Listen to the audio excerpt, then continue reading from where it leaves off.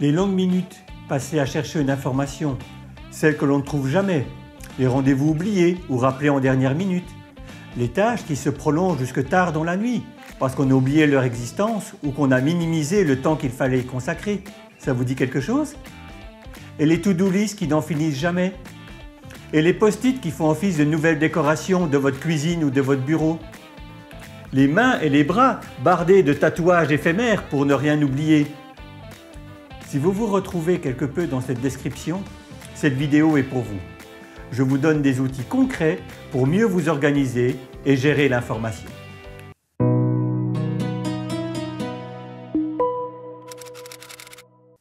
Pour bien enseigner, il faut veiller à son organisation et au traitement de l'information dont nous sommes bombardés toute la journée à doses plus ou moins élevées selon les périodes de l'année. Et je crois que la fin de l'année, ce n'est pas la plus légère. J'en ai déjà parlé sur la chaîne et je vous mets en fiche la playlist que j'ai créée sur ce thème. Pour que les informations soient traitées correctement, il faut qu'elles puissent être enregistrées à un endroit dédié qui nous permettra de l'organiser et d'en faire bon usage le moment venu. Vous me voyez venir, n'est-ce pas? Oui, il faut des outils spécifiques. Agenda, gestionnaire de tâches, carnet de notes, dossier de fichiers. Mais j'ai une bonne nouvelle. Dans la plupart des cantons de Suisse romande, nous avons reçu pendant le confinement un compte lié à Microsoft 365 à la place d'Educanet, notre ancien système. Microsoft 365 ou, avec un nom plus commun chez vous peut-être, edu.vd ou edu.fr, edu.jura, etc. C'est un ensemble d'outils qui nous permettent justement de répondre à ce besoin d'organisation et de gestion de l'information. Je ne suis pas un spécialiste Microsoft ni un utilisateur très expérimenté, mais puisque cette suite informatique est mise à disposition de centaines d'enseignants, je ne pouvais pas faire l'impasse sur une présentation de ces outils dont vous avez justement besoin pour augmenter votre efficacité et accéder à plus de sérénité.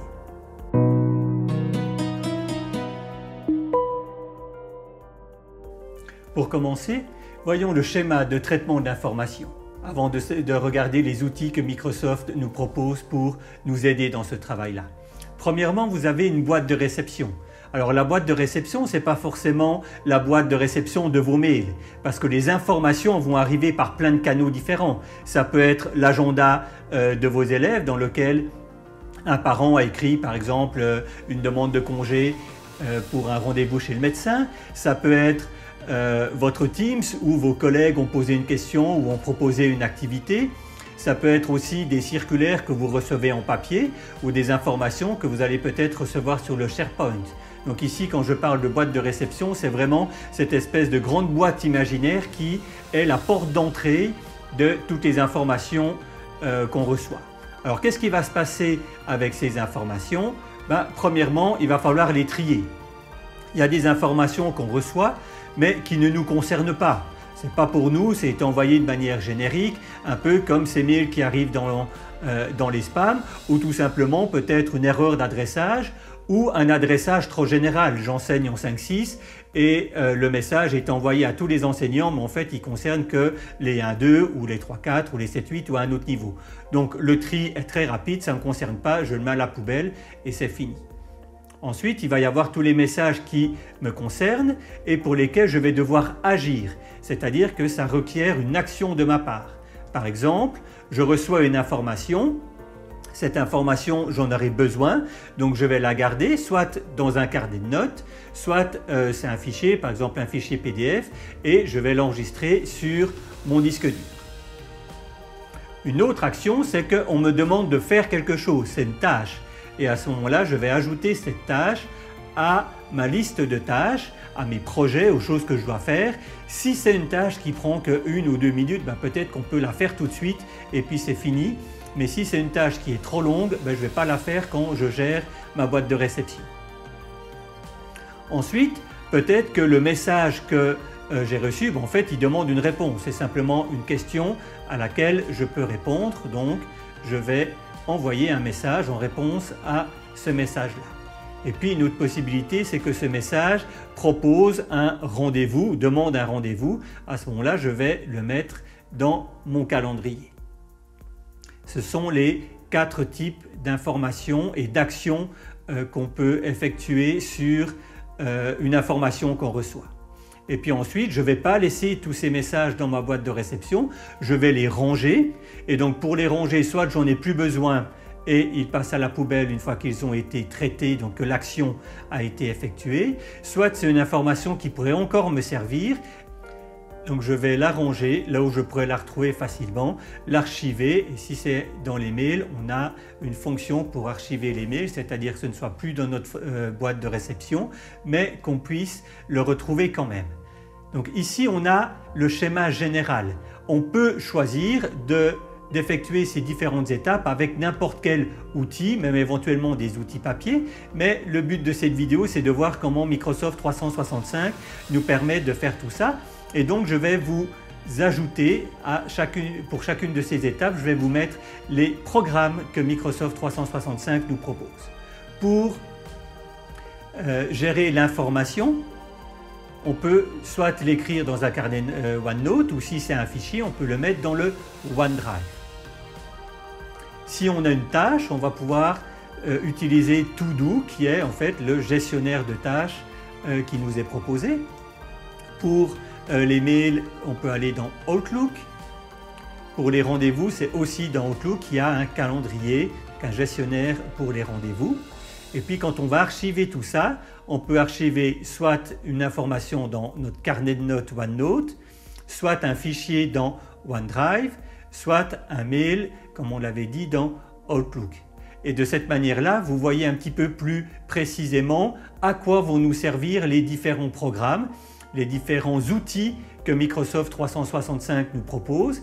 Et donc, une fois qu'on aura paramétré nos différents programmes, on va pouvoir avoir des routines pour pouvoir les utiliser efficacement. Ces applications sont disponibles sur iPhone, iPad, téléphone ou tablette Android, ordinateur Mac ou PC. Pour la démonstration, j'utiliserai la version en ligne, depuis un navigateur sur un ordinateur Mac. C'est exactement ce que vous pouvez faire avec les ordinateurs fournis par le Canton. Avant de passer devant l'ordinateur et de voir comment ces outils fonctionnent, une petite remarque pour une utilisation efficace.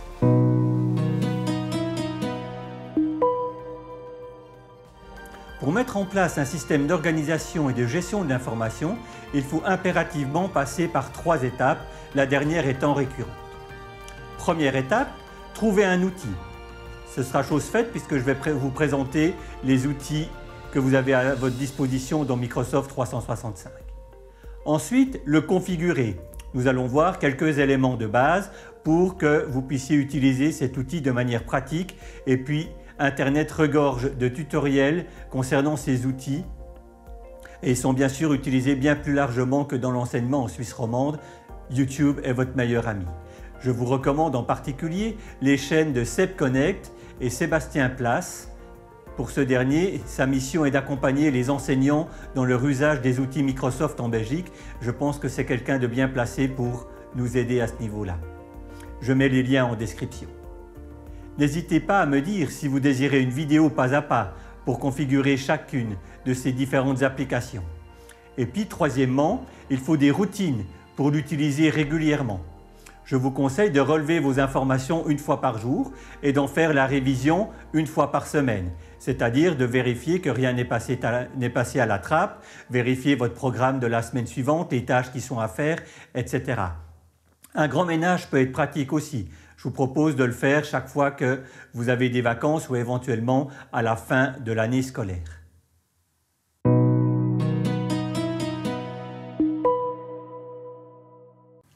Tout d'abord, voyons comment nous connecter à notre compte EduVD. Je vous propose tout simplement d'aller dans votre navigateur favori et de taper Microsoft 365 sans espace.com et vous arriverez sur cette page-ci. Ensuite, avec le bouton Connexion, on peut introduire ces différentes informations. Donc là, je vous passe tous les détails. Vous pouvez choisir de rester connecté si vous utilisez un ordinateur personnel. Par contre, si vous utilisez un ordinateur de la classe, c'est fortement déconseillé. Donc à ce moment-là, mettez plutôt non. Ici, c'est mon ordinateur de bureau, donc pas de souci. Et voilà, vous êtes arrivé dans Microsoft 365.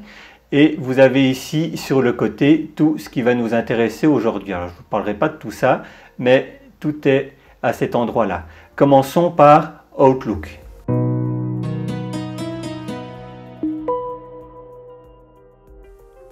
Outlook, c'est un peu un couteau suisse dans lequel on retrouve pas mal de choses. On a ici différentes applications qui vont nous servir. La première, et c'est celle qu'on a ici, c'est la boîte mail. On a aussi le calendrier, ou devrais-je plutôt parler des calendriers. On a aussi la liste de tous nos contacts, dont on ne parlera pas aujourd'hui. On peut retrouver, et je crois que ça c'est assez nouveau, c'est nos différents groupes.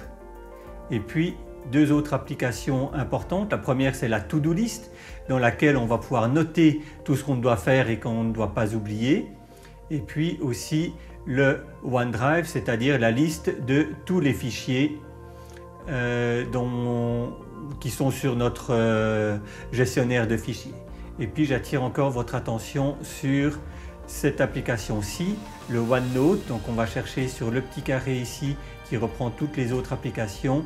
Et puis le OneNote, c'est le carnet de notes, et l'intérêt de ce carnet de notes, c'est qu'il peut être interactif. Mais revenons à Outlook.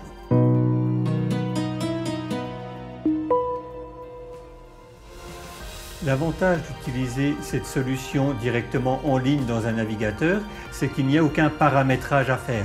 Vous pouvez bien sûr importer vos mails sur votre ordinateur ou sur votre téléphone avec les paramétrages adéquats. Ici, vous arrivez directement dans le gestionnaire de mails. Vous pouvez voir qu'il y a un certain nombre de boîtes qui sont créées automatiquement. Ici, par exemple, dans les éléments envoyés, vous allez pouvoir retrouver tous les mails que vous avez déjà envoyés. Vous avez aussi moyen de créer une archive, c'est-à-dire des mails que vous voulez conserver mais qui doivent en aucun cas rester dans cette boîte de réception. Étant donné que la boîte de réception ici, c'est un peu comme votre boîte aux lettres en bas de chez vous, c'est un endroit où on va recevoir les mails ou les messages, on ne va jamais les laisser dedans. Donc ici, ces messages-là, c'est des messages que je dois traiter qui ont été reçus assez récemment, et s'il y a des informations que je veux garder, à ce moment-là je vais les mettre dans la boîte d'archives, c'est-à-dire qu'ici je peux retrouver toutes les informations qui ont été traitées mais qui pourraient encore être utiles. Pour écrire un nouveau mail, rien de plus simple, il suffit d'aller ici dans Nouveau pour créer un nouveau mail. Ensuite on arrive sur cette fenêtre avec les éléments habituels où on peut choisir notre destinataire. On peut éventuellement mettre des destinataires en copie, et puis on peut mettre des destinataires en copie cachée, c'est-à-dire qu'on ne verra pas que le mail a aussi été envoyé à cette personne-là. Pour une utilisation efficace du mail, je vous recommande de mettre l'essentiel du message ici en objet. Donc bien sûr, vous n'allez pas écrire un objet qui fait 5 lignes, mais disons que les informations principales, par exemple, je veux inviter mes collègues à une séance justement pour utiliser les outils Microsoft, je vais mettre formation Microsoft, et puis je pourrais encore ajouter le bâtiment ou la salle précise. Bien sûr qu'ici je vais expliquer tout le contenu, mais rien qu'avec l'objet ici, les enseignants qui vont recevoir ce message ont l'information la plus importante.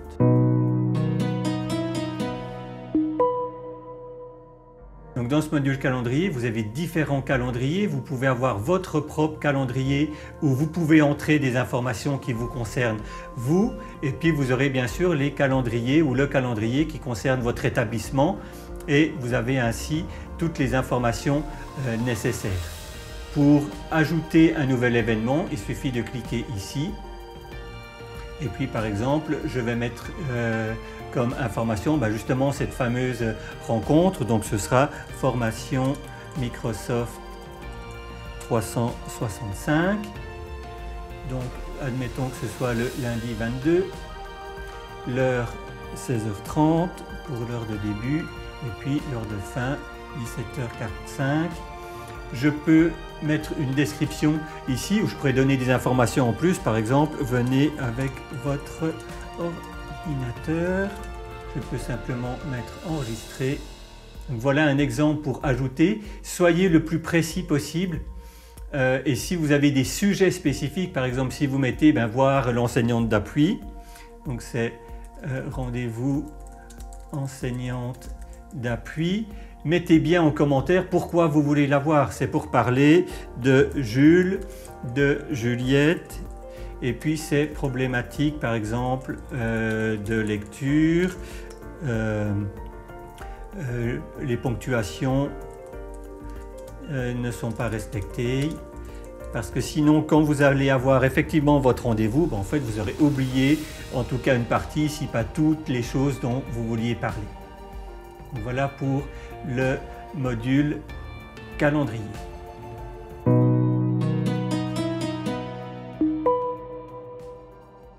La liste des tâches, donc chez Microsoft on appelle ça to do, donc à faire littéralement. Et on peut ici ajouter les tâches. Et une des choses qui a changé ma vie, en particulier quand j'ai commencé à avoir beaucoup de casquettes, beaucoup de responsabilités différentes, c'était de pouvoir me vider le cerveau en écrivant tout. Je dois faire un rapport sur un élève. Alors Jules, c'est mon élève imaginaire. Donc rapport Jules pour la doyenne. Voilà, je peux spécifier une date d'échéance. Donc elle m'a demandé de faire ça pour demain, je vais le noter ici. Je peux choisir ou pas que je veux un rappel. Donc vu que c'est pour demain, je vais me dire que ce soir ou cet après-midi vers 13 h, c'est une bonne idée. Donc je le mets pour aujourd'hui. Est-ce que c'est récurrent, c'est-à-dire est-ce que ça va se faire tout le temps? Non, là c'est juste un rappel. Et puis voilà, la tâche est faite. Je peux cliquer ici sur ajouter et on y est. Je peux aussi ajouter des tâches qui soient récurrentes, comme par exemple surveiller la récréation. Pour moi, c'est le vendredi, donc demain, je vais me mettre un rappel pour que je sois vraiment prévenu au bon moment. Donc par exemple, le vendredi à 10 h, 9h50. Voilà, et puis c'est récurrent, c'est tous les vendredis. Donc je vais mettre toutes les semaines. Voilà, et comme ça, tous les vendredis, j'aurai ce rappel avec une petite notification qui me dit « Attention, il ne faut pas oublier de descendre et de surveiller la récréation ». Donc voilà pour l'essentiel des tâches. Je vous invite vraiment à indiquer ici un maximum de choses. En fait, tout ce que vous ne pouvez pas faire immédiatement parce que ça prend trop de temps quand vous recevez l'information, en fait, ça devrait se retrouver dans cette liste des tâches. Ou si c'est un rendez-vous, à ce moment-là, vous le mettez, comme on a vu, dans le calendrier pour les rendez-vous.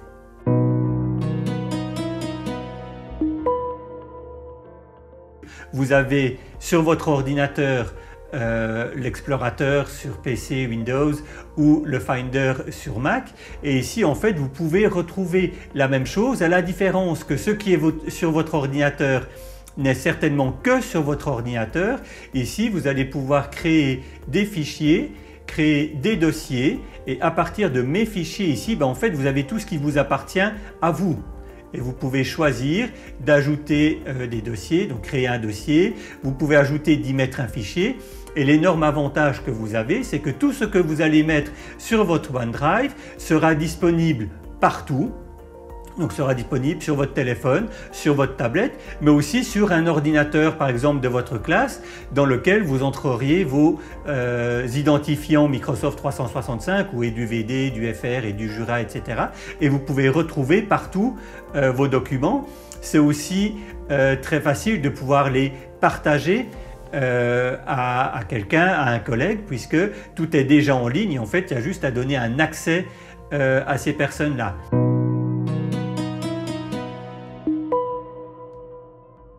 OneNote, donc qui est en fait ce carnet de notes. Vous pouvez avoir autant de carnets de notes que vous voulez. Vous voyez qu'ici j'en ai déjà eu un certain nombre. Et ce qui est intéressant avec ces carnets de notes, c'est que non seulement on va pouvoir écrire plein de choses, mais surtout on va pouvoir partager les différentes choses qu'on a écrites. Donc par exemple ici, j'ai une page de test que j'ai créée il y a bien longtemps. Donc je peux écrire du texte. Et on va pouvoir y insérer un certain nombre de choses. Donc on peut y mettre un tableau tout simplement qu'on peut définir ici et le compléter comme on le ferait un peu dans Microsoft Word. On peut aussi y mettre une image à partir d'un fichier, à partir d'un appareil photo ou à partir d'une URL, d'un emplacement en ligne. On pourrait faire un lien aussi où typiquement j'ai trouvé une information intéressante et puis je veux pouvoir cliquer directement. Donc on tape l'adresse. Bien sûr, le plus simple en général, c'est de pouvoir le copier-coller directement depuis un URL et j'ai ici un bloc avec ce lien-là.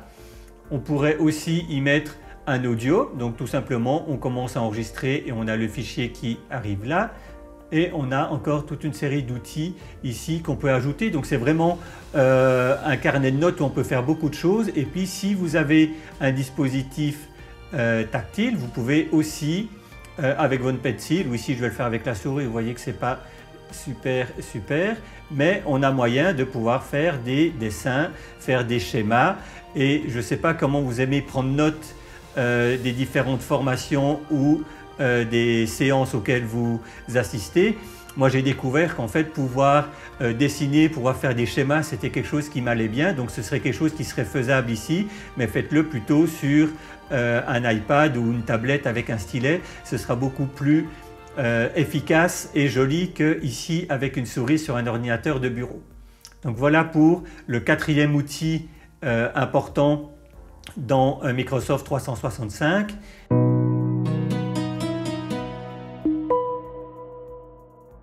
On a donc Outlook avec les mails, le calendrier, on a To-Do List pour les choses qu'on doit faire, on a le OneDrive pour déposer ses fichiers et les retrouver partout, et puis on a le OneNote pour ses carnets de notes et on peut en avoir autant qu'on veut, qu'ils soient partagés ou qu'ils ne soient pas partagés. Je suis bien conscient que cette vidéo ne fait qu'effleurer la pointe de l'iceberg et qu'il y aurait bien d'autres choses à dire. Comme nous l'avons vu, certains youtubeurs ont une chaîne entière consacrée à l'utilisation de ces outils. N'hésitez pas à aller y faire un tour. Dites-moi également si vous désirez que j'approfondisse l'utilisation de ces outils de Microsoft pour l'organisation et la gestion de l'information. Et pourquoi pas, posez-moi vos questions en commentaire. Je me ferai une joie d'y répondre directement ou dans une prochaine vidéo. Si cette vidéo répond à vos besoins, n'hésitez pas à mettre un pouce, à vous abonner et à activer la cloche. Si comme plus de 80% des internautes qui regardent mes vidéos, vous n'êtes pas encore abonné. Et puis, pourquoi ne pas la partager sur vos réseaux sociaux et en discuter dans les salles des maîtres? Faites ce que vous aimez, enseignez.